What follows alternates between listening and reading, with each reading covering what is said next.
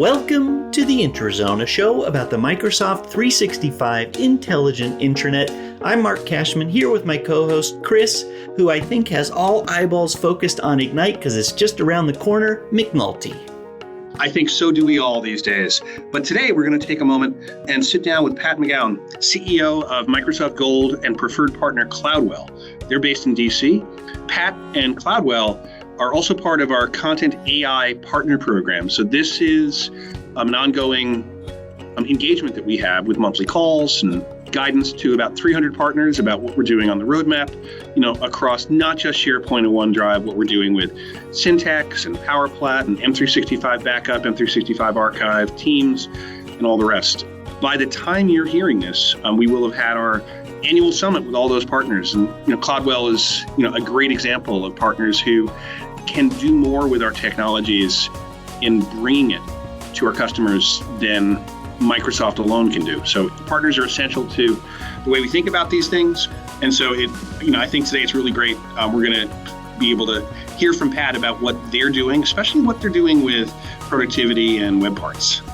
Pat had some nice things to say about the partner program, and for this episode, we spoke to Pat so that we could understand his perspective from developing web parts. That's both past and present. Everybody always into the past. There's very different ways to develop for SharePoint today, but mapping that to where they started and how they got to where they are, always interesting.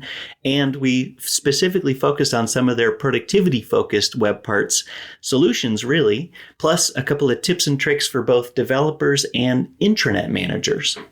We should probably just define ourselves a little bit more. For those of you who don't know, web parts are essentially components that you can inject onto a SharePoint-based web page. So it shows up in your browser, it can show up in Teams, that provide like a subset of functionality. So Microsoft provides a goodly range of those. The simplest ones are just text boxes. So you can add text to a web page and format it, or images. You can integrate things like videos. You can integrate feeds from Viva Engage, and there's lots of other ways. And it's a way that without writing a line of code, you can build a really high impact, beautiful looking web page that renders itself nicely across a bunch of devices without having to, go back to the days of hard coding HTML for everything. They really are the building block of what people do, whether it's for information's sake, putting something on a page so that others can consume it, or a communication that you're putting together. Very top of mind recently with the Viva Amplify general availability push. It's built on the SharePoint Pages infrastructure, which of course at its core element has web parts that you can put around the page, and some of them are pre-populated, to help you get started from a templates perspective. But at its core, when you have a message to put out there, or you want something so they don't have to say it 10,000 times, put it on a page and send it to somebody. Web parts help you define and pull in information, like Chris said, across a lot of different content types, and have it be how you want to represent your information, your project, your event. And the configuration of each of the web parts is the part that I think is fascinating. It's also one of the things that maybe not everybody goes into the edit pane, but when you can use something like the news web part or the hero web part, or something like, a search-based web part where you can really clearly define what it is that I want to show here and have that be a dynamic experience.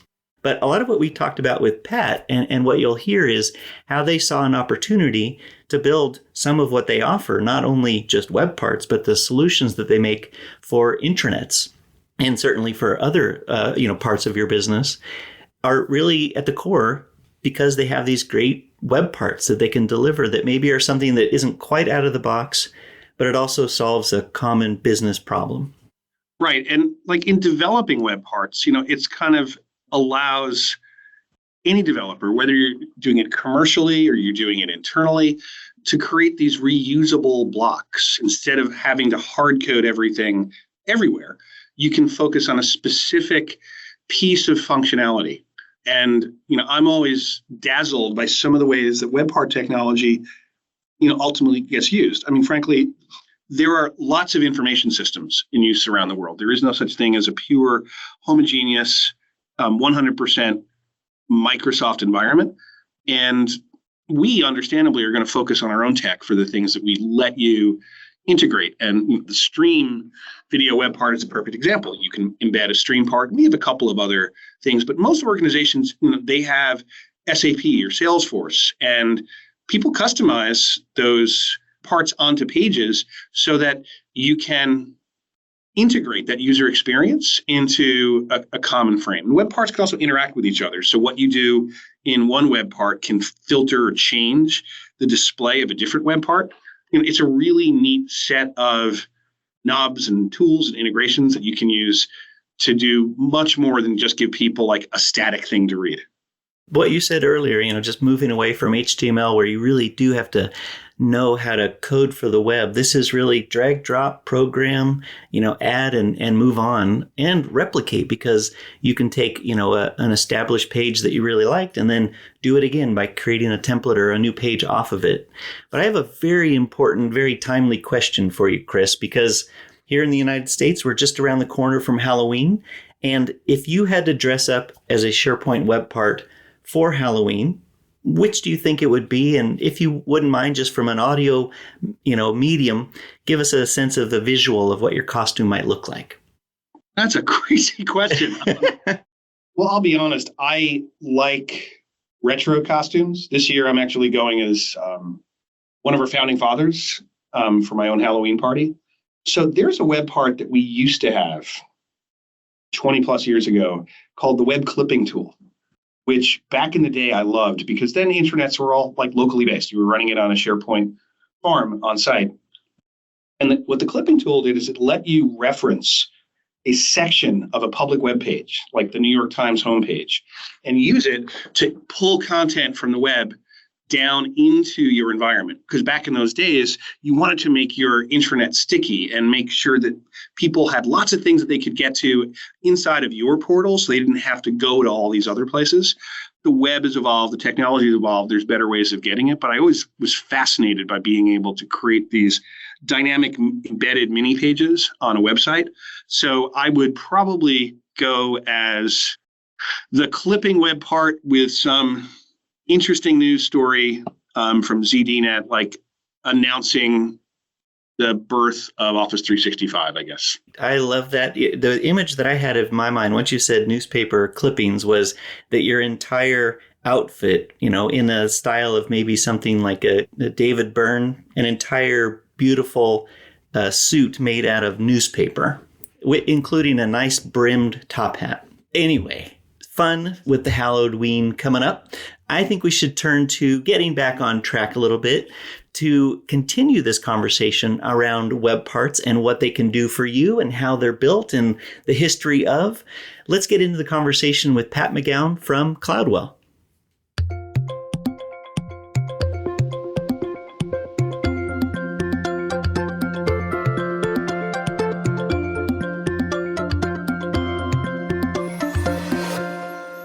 All right, let us turn from yabbering on with Mark and Chris to yabbering on with Mark and Pat. We have a guest here today who has a solution-oriented mind, knows a lot about web parts, and of course has a great company that he works with, for, and does a whole bunch of things that I think you're going to be interested in. I want to take a moment now to welcome Pat McGown. Pat, welcome to the IntraZone. Hi, Mark, and thank you very much for having me, and hello to everybody listening. So, Pat, if you could just give us a 101 of who you are and who is Cloudwell. What is Cloudwell? Yeah, absolutely. So I'm Pat McGown, CEO and co-founder of Cloudwell. I've been in the SharePoint space for over 21 years. At Cloudwell, we provide consulting services and solutions for Microsoft 365 and Azure, really specializing in SharePoint, the Power Platform, and DevOps. We're also a charter partner for the Content and AI Partner Program led by your co-host, Chris McNulty. Very nice. All right. So we'll tip of the hat to Chris and his partner program. He's been doing that for a while.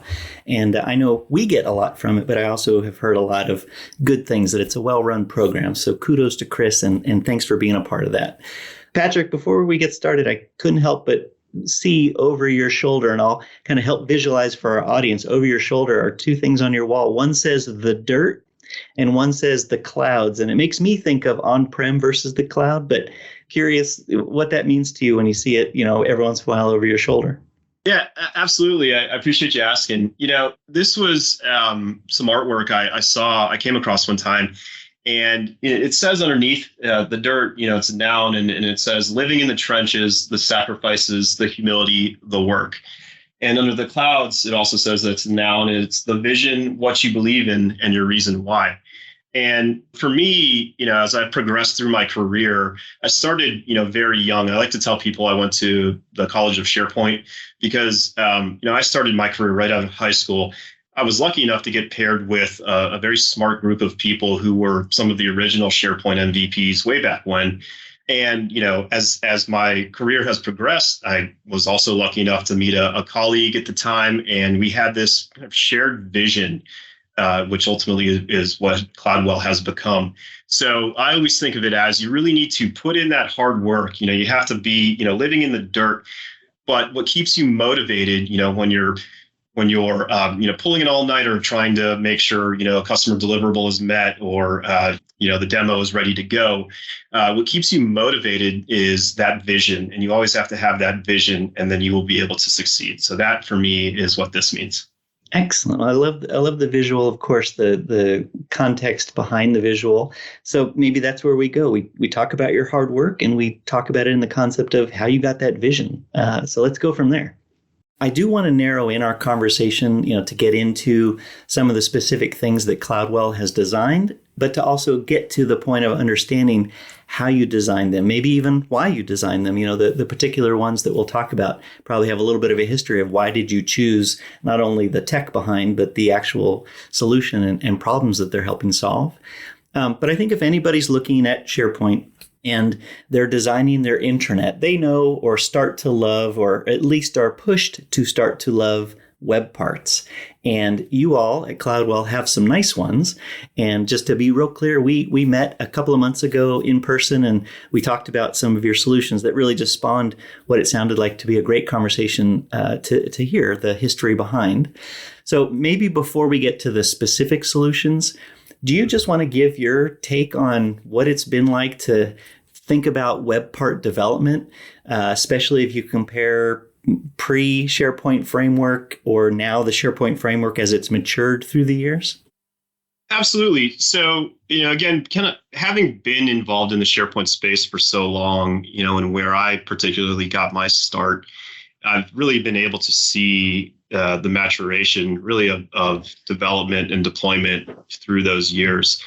I think we can all remember, whether we want to or not, what the deployment experience was like, with the GAC and bin folders, in addition to the user experience. We all remember how, the big ask was to make it not look like SharePoint. So we've really come a long ways.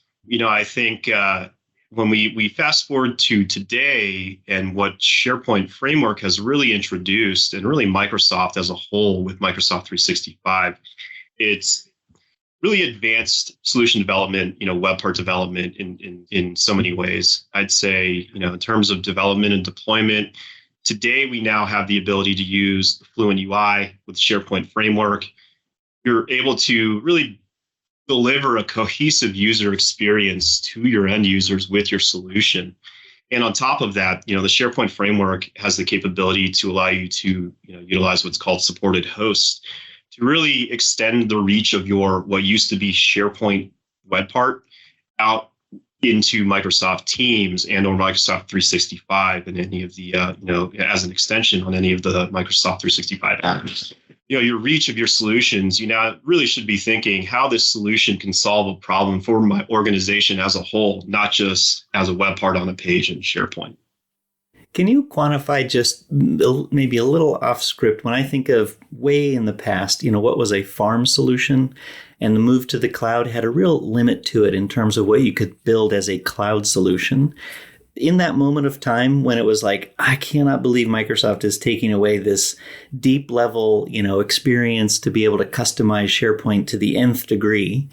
What was that for you as a solution developer, of course, on behalf of customers, maybe through their and your lens? What was that moment like? And I'm so glad that we're way beyond that now, but I'm just curious, a little history on that. Me too. Me too. I mean, I think obviously at that point of transition, there was a lot of pushback For a number of different reasons. For whatever reason, there still is today when organizations talk about really moving into SharePoint Online. Specific to building solutions for intranets, the ability to really customize or manipulate any element of the DOM, within a page, you could do. And, in some ways you still can do today, but should you? I think one of the great things with this modern SharePoint experience is I think it's really made organizations really rethink the value prop of the solutions they're building, the customizations they're bringing into their environment. And they're really able to now focus on driving efficiencies for their organization as opposed to putting the weather and traffic in the top right-hand corner of your internet bar. Yeah, it's interesting that we've said it, I think, before on the podcast, but one of the last mile elements of the Microsoft Web, which is our internal corporate portal for Microsoft, the last little mile was the stock ticker and a little solution that was like a glossary, which is kind of like what Viva Topics does now. But, when I think of the name of your company, you didn't call it the farm well. You didn't call it the on-prem well. You didn't call it the server well. You call it the Cloudwell. And I think that move certainly has I think, opened up a lot of opportunities, especially if you stick with us. I think we have gotten there. And I'm interested to know, when you think of web parts and customizations, and of course it complements maybe what's in parallel, the question I want to ask is, as you're coming in and you're consulting or you're proposing what it is that you have or what you might be able to build for the customer, what are they, when they come to you, what's the most common thing that you hear from them as they are implementing their intranet, broad or specific as you want to be? Absolutely. So there's some common themes, right? Common feature requests that I think anybody who's been in the SharePoint space for some time, probably has fielded. I think the biggest one really is, and I heard this just as recently as at the Shift Happens conference, the question of what to use when. That's always the question. Microsoft has done an amazing job bringing all these wonderful apps to the market, right? So Planner, Microsoft Lists, how Teams really has just been, where we work today. But with all of these different apps, it causes confusion as well, because, what was a SharePoint list, now what's Microsoft Lists, and what do I use when? When do I use a list versus Excel for that, or or a Planner plan? So the question really becomes, organizations are trying to really understand what tool do they use and when do they use it. To that question, and I think each tool has its advantage. Each tool has its, space where it really operates optimally, where its, function really fits perfectly. And we tell our customers, use them all. They all work well, for specific use cases. With that, that's great to utilize the tool, where it best fits. However, that causes another issue. And that other issue is, if you think about something like event-based data, so, event-based data, calendar, the old calendar template in SharePoint. You've got Planner plans. You've got Microsoft Lists. You've got Exchange. Exchange has, Microsoft 365 groups, the classic shared mailboxes, users. Everybody has calendars and event-based data. And you want to, in different ways, collaborate on that data. But there are often times where you want to bring all of that information together in one place. And so that's one of the problems we've been able to solve with one of our apps. Which I think I know the one you're talking about. It's the when we think of the solutions that you have available, and I think I can guess, based on what you just said, and even just looking at their titles, where you saw an opportunity, and what is maybe a complexity that you could remove by having a solution that already sort of functions to where that people are trying to have the same or you're hearing similar outcome asks. And that's where I wanted to I picked two. I don't want to limit you to, any number of your portfolio, but there are a few solutions that I saw, and of course you had demoed, I think, one of them when we saw each other last, where you were tackling some of these tough problems to obfuscate that, then to just, give the customer what they're asking for. The first one that I think is very interesting, both the history of SharePoint we sort of did and then pulled back, but sort of it's an exchange thing in our world. If you ask a SharePoint person, but you have a solution, a web part called Calendar Overlay, and I just want to hear from you why that one, how it's implemented, and of course how it's received. You can talk beyond that, but I'd love to hear that part of it. Absolutely. So the calendar overlay, we developed that solution because, again, this had been a common request from organizations when building an intranet or building, team sites or other various communication sites. The organizations wanted a way to bring in calendars from various different data sources and have it in one view. Obviously, like you said, that classic SharePoint experience had that calendar overlay feature where you could overlay, up to a certain number of calendars. The branding options were limited, and it was data source specific. And so we sought out to really to bring a solution to market that allowed customers not just to solve that problem of overlaying different SharePoint lists or SharePoint calendars, but let's pull in some of these other great tools that Microsoft has brought to market. Let's pull in planner plans. Let's pull in, Microsoft 365 groups, shared mailboxes, resource mailboxes. Let's add the ability if an organization publishes, public, events calendar on their website that is fed, you can feed through an iCal feed. Let's pull in that iCal feed. And so now you have the ability to see all of these different data sources in a color-coded fashion in various different views in one space. Were there challenges? I can think through, say, two of the most common things that are asked for that we pulled back from. One is the overlay functionality for calendaring, especially one that you can subscribe to and have in your Outlook. The other is just a kind of a funny historical one of the PowerPoint database, where I want to go and have a document library and be able to munge slides together and create new PowerPoints from scratch. They both live in this realm of multiple sources or aggregation and a viewpoint. And, the complexities of being able to have more than one source type. I'm curious from a SharePoint framework or how you had to build maybe around the framework so that you could do some of those API pulls or calls, or is source and destination specific. Any complexities there or some wizardry that you would at least open up, what's going on behind the scenes? I'll leave the wizardry to some of the other members on my team who really know that much deeper than I. But in terms of really some difficulties, some hurdles we had to find ways over were around, number one, recurring events. I think we all know recurring events has been kind of a thorn in the side of kind of that events conversation for some time. And I think, we really, when we first built this solution, before it was really even available, through the marketplace, when we had this just in our own internal repos, we really had to think through and reverse engineer what was going on in terms of how recurring events worked.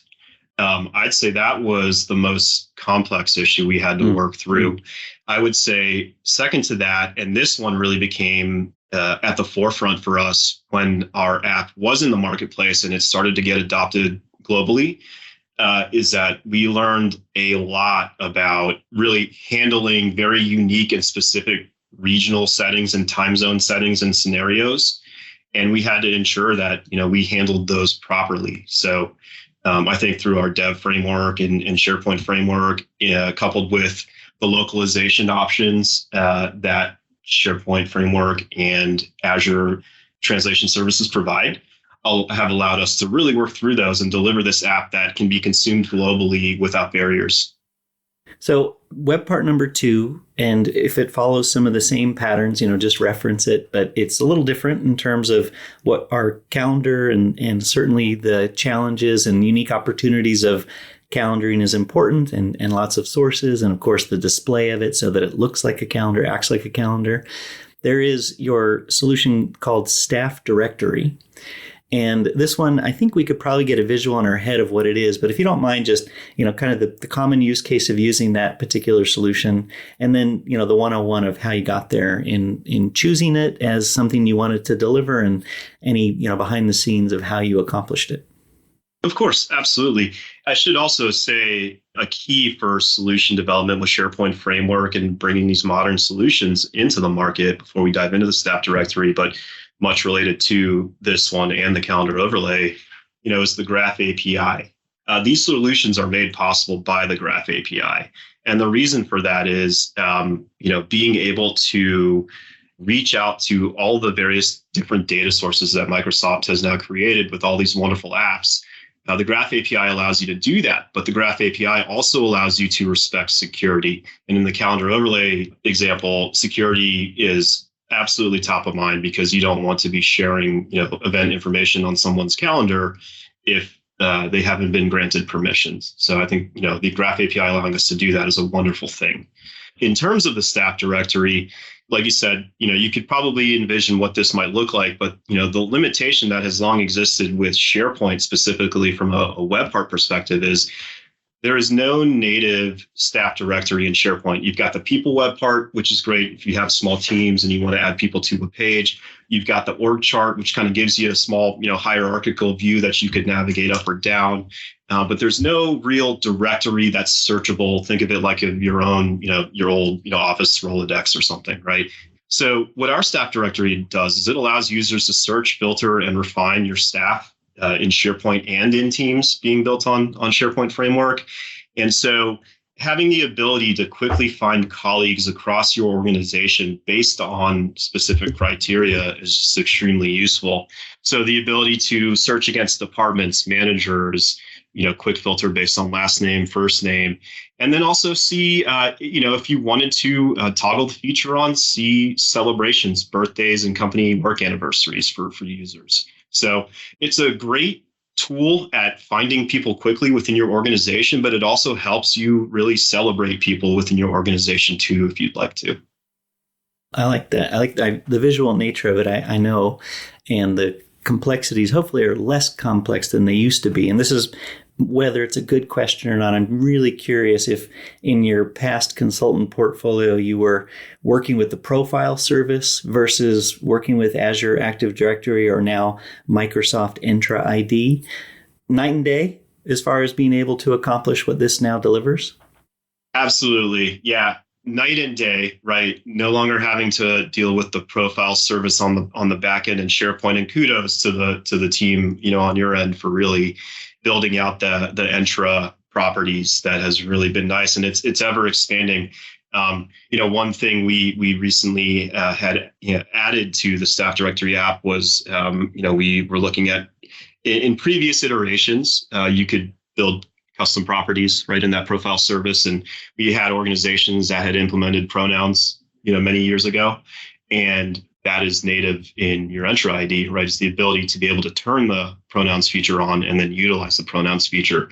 And so in the way that Microsoft has architected this, it allows us as solution developers to quickly tie into that. And, that is now a feature in our apps.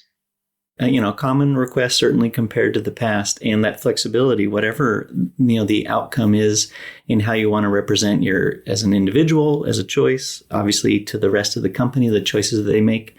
You as a solution developer shouldn't be limited by what you should be able to say, yes, we can do that. Or honestly, that already exists. We just need to tap into it. But just so everybody knows, of the two web parts and solutions that we talked about, calendaring and the staff directory, I don't want to get too far from just stepping back and realizing you've done a lot of the heavy lifting. Just, in one or two sentences, what does it take to deploy these, in a way that makes it then useful to the company? Very different than a farm solution, packaging and implementing and deploying. But what is it like today? I know, and I think our audience is pretty familiar with the simplicity of adding a web part on a page and then configuring it. Are we in that realm now of when your solutions are available to them in their tenant? What's that use outline as far as getting from we like it to then using it? So that deployment and onboarding process of an app is so streamlined today, and that's credit to how Microsoft has brought to market the being able to for organizations like ours develop these SharePoint framework apps and deliver them as apps in the SharePoint store. So our app, you can easily get up and running with our app, within minutes if you have, the appropriate permissions to do so in your environment, or you could at least send the request for approval to an administrator of your SharePoint environment. All you need to do is go to the Add an App option within any SharePoint site, and through that, you'll find a link to the SharePoint store, of which you could type Cloudwell to quickly find our solution. It's listed as one of the top ones on there as well, right when you land on that page. But if you have the ability to, you can add that app. It then pulls the app from Microsoft's store. It installs it into your tenant app catalog, and you're given kind of your deployment options, right? So remember the old globally deploy or not. Microsoft has modernized that whole experience, so it's just really smooth and seamless. And then if there are API permissions required through the Graph API, there's an additional step to approve those, and then you're up and running. There's nothing more needed. You go edit your page, add the web part to a page, and you have the solution in place. So along with how we've evolved from the sandbox to maybe the beach, you now exist in the beach, and it's really easy to wade out into the ocean and find what you need and implement it in a way that doesn't, feel like a heavy lift. If we have the need, and if I'm speaking from a customer perspective, these would be easy to get and easy to implement.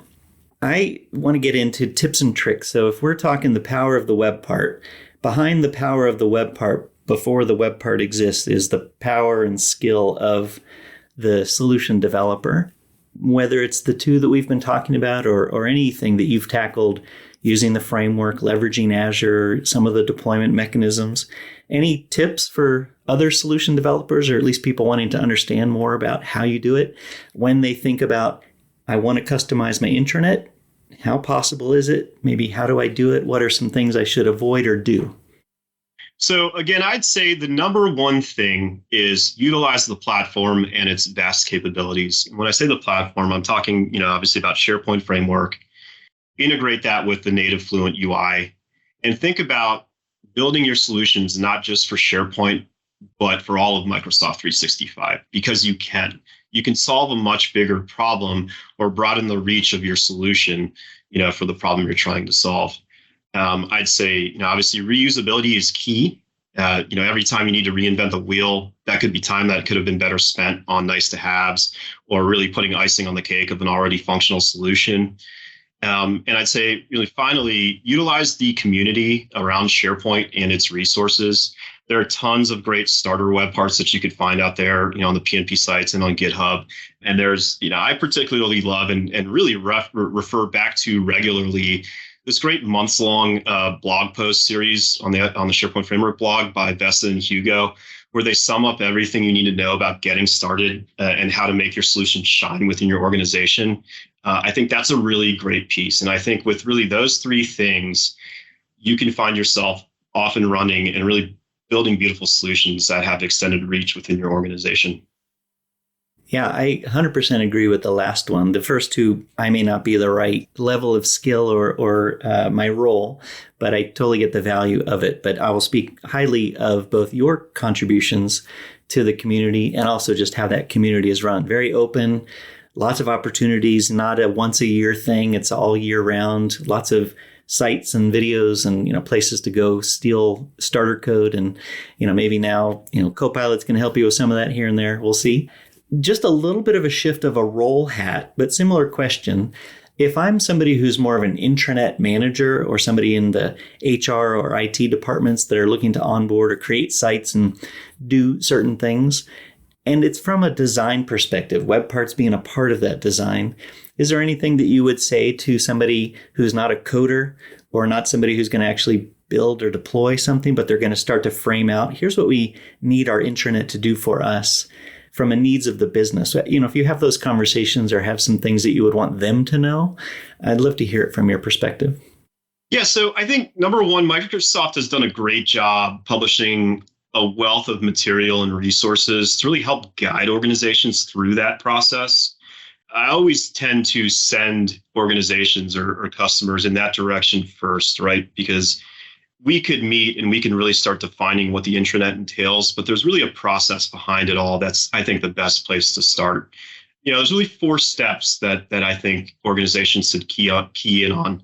You want to explore, align, implement, and then engage. I'd say to explore, you want to get inspired with the SharePoint lookbook. There's a lot of templates that Microsoft continues to add to this lookbook that you can then provision right within your own SharePoint tenant. Have fun with, kick the tires around, and really use that as the opportunity for you to learn the capabilities of the platform. From there, you're going to want to align and share with stakeholders to really build that interest and identify use cases within your organization. What do all the primary stakeholders of this intranet see their users needing? Don't do it on your own. It can get overwhelming very quickly. When implementing, the biggest thing I would say, and this kind of goes back to weather and traffic in the top right corner, right, is really focus on value add for the organization and what you're trying to achieve with your intranet. So much time I've seen in the past kind of, conversations and meetings circle around functionality that's not really adding value to the organization. And that's really the goal of your intranet. And I'd say finally, engage with your users, capture feedback. We do this regularly internally with our team. I'll send off a Microsoft Forms survey because we're continually trying to improve our intranet. Improvements are great and can be easy to do, but you really need to engage with your audience, coupled with the analytics the wonderful analytics that you get out of SharePoint now, to really get a great understanding of what your users are trying to do in your intranet site. And then I don't want any kittens to die here, so I think this is important to mention that most importantly, you don't want to forget to implement a sound information architecture. Lack of this could really create difficulty for your users to find information, and more importantly, could risk your security posture. So make sure to keep that top of mind. All cats will survive, especially with good implementation and awareness. One selfish comment a while ago, just from the nature of we knew this build versus buy and the maturity of, coming with buy-in and, consensus of what we're wanting to accomplish, and then making that kind of last mile that you put in there, which is, should we do it or shouldn't we? Is it necessary? Should we carry it forward or not? There was just the concept of your intranet from start to never finished. And I think what you said nails it in the context of, if you aren't listening from the beginning and throughout and always, if you ask me, you really will have something that people don't return to or doesn't meet the needs of what the actual users who will come to visit it. And that's sad, because that's a lot of work that people put in. And with that extra little guidance that you provided, that if people do follow it, you really will have something that you can at least say, look, this is what we signed up to do and we're working on it. And by the way, we want to make sure that it works over time. And that might mean change when there's that consensus or good feedback that comes in. So definitely no injury to cats and always ears open.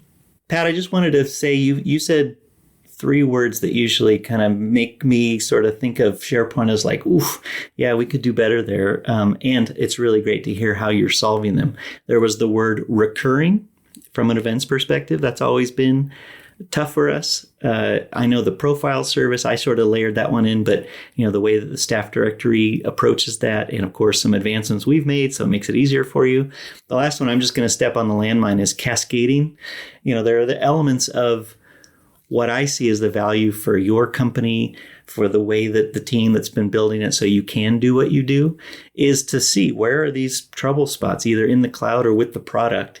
And the value that is your overlay on top of our platform is, it's not a no. It's a, well, let's figure it out. Or, yeah, we have a solution for that. Here's, so that you're aware of it is sometimes the hardest thing. So my hat off to you and Cloudwell for tackling what, these are not easy things, especially really in the niche of SharePoint to accomplish. And it's nice to hear that you are able to accomplish them maybe differently and better than in the past. But if people want to, continue this conversation with you or see more of what you and your company have done or are doing, where would you encourage people to either meet you or direct their eyes so they can go a little bit deeper? Events, webinars, blogs, social, what is good that people can either meet with you or Cloudwell in the future? Absolutely. So we'll be at a few different events in the near future. I think starting with Collab Days in New England, we're very excited for that event. Also really looking forward to Microsoft Ignite. But that said, you can always reach out to me via LinkedIn or email or reach out through our website. If you're a solution developer, I'd love to connect to hear what sort of problems you're trying to solve. if you're an intranet manager, I'm always happy to share our lessons learned and provide feedback on your plan for implementation. And if you're an MVP, we've got a great Cloud9 program especially for you. So feel free to reach out as well on that. Well, I'll grab links from you so that I can put them in the show notes. I'll just say it out loud. Your website, I believe, is cloudwell.io. So it's very easy to find, and you can see the ones that we talked about today and more. So you can see them actually visually. I think it really sells it in and of what is happening behind the scenes. It really is pretty straightforward. But Pat, I wanted to thank you and your company for the work that you do and for your time on the Intrazone. Thank you, Mark, very much. And thank you all for listening.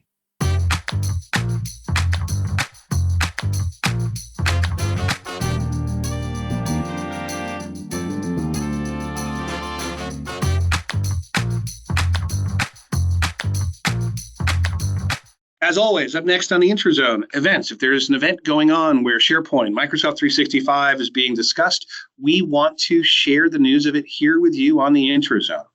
And so there are a number of events coming up that we want to spotlight. I think first up is something that I'll be at. Mark, I think you're going to as well. Absolutely. 365 EduCon in Chicago. So that's running October 30th through November 4th at the McCormick Place Convention Center on the south side of Chicago. It's always a great place to find hundreds of like-minded individuals this year playing around with Halloween costumes, but more importantly, playing around not just with web parts, but with the entirety of what we're doing in Microsoft 365 and Power Platform and Azure, with hundreds of breakout sessions and workshops and keynotes. It's really, whether you're in Chicago or not, that's always a don't miss event. Yeah, I'm looking forward to seeing you there in Chicago as well. Our next event is a Community Days event in Mexico City. This is on November 2nd, and it's at the Hotel Galleria Plaza Reforma. And like all other Community Day events, these are a day event that is also including sponsorship from Microsoft.